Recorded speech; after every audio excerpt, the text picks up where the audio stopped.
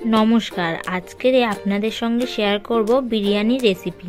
সেই জন্যই কড়াইতে তেল নিয়ে পেঁয়াজগুলো ভেজে নিলাম। কিছুটা পেঁয়াজ ভেজে তুলে রেখে আর বেশ কিছুটা পেঁয়াজ বেরেস্তার মতন ভেজে নিলাম। তারপরেই পেঁয়াজের মধ্যে আদা, রসুন, হলুদ, গুঁড়ো লঙ্কা, নুন দিয়ে ভালো করে কষিয়ে নিলাম। তারপরে একটু বেশি করেই জল দিলাম। এই জলের মধ্যেই সিদ্ধ হবে আলু আর মাংসটা।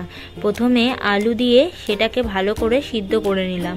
সিদ্ধ হয়ে যাওয়ার পরে আলুগুলো তুলে রাখলাম। এই পেঁয়াজের রসে কিন্তু খুব সুন্দর আলু আর মাংসটা সিদ্ধ হয়ে যায় আর খেতেও খুব টেস্টি হয়। তারপরে মাংসটাও সমানভাবে সেদ্ধ করে নিলাম এই পেঁয়াজের রসে। তারপরে ওটা নামিয়ে রেখে ভাতের জন্য জল বসালাম। জলটা ফুটে উঠলেই তার মধ্যে তেজপাতা, গোটা গরম মশলা, নুন, চিনি দিয়ে চালটা দিয়ে দিলাম। চালটা আমি 2 ঘন্টা আগে থেকেই ভিজিয়ে রেখেছিলাম। একটুকুনি ফুটে উঠলেই ব্যাস সঙ্গে সঙ্গে ওটাকে ঝারিয়ে নিতে হবে।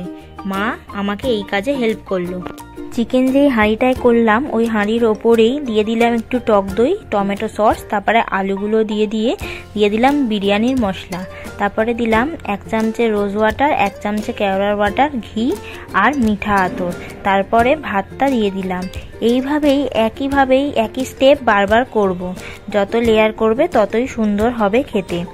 আমার বাড়িতে বিরিয়ানি প্রায় হয়ে থাকে, তবে সেটা মা করে। এই প্রথমবার আমি করলাম। খেতে কিন্তু ভালোই হয়েছিল। সামনে তো পুজো আসছেই, তোমরাও বাড়িতে একবার ট্রাই করে দেখতে পারো। এবার হাঁড়িটায় ভালো করে মিশিয়ে নিয়ে ওপর থেকে 4টে ডিম আর বেরেস্তাগুলো দিয়ে দিলাম।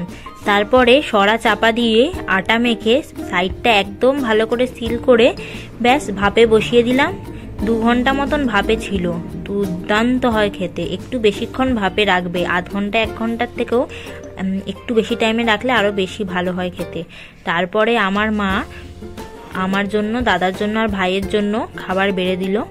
তার সাথে বানিয়েছিল রায়তা, আর দাদা বানিয়েছিল রায়তাটা, আর নিলাম থামস আপ। ব্যাস একদম দুপুরটা জমে উঠল। নবমীর দিনে অবশ্যই তোমরা বাড়িতে কিন্তু ট্রাই করে দেখো। আশা করছি খুব সুন্দর হবে। আরও নতুন নতুন রেসিপি দেখার জন্য আমার চ্যানেলটা লাইক করো আর সাবস্ক্রাইব করো।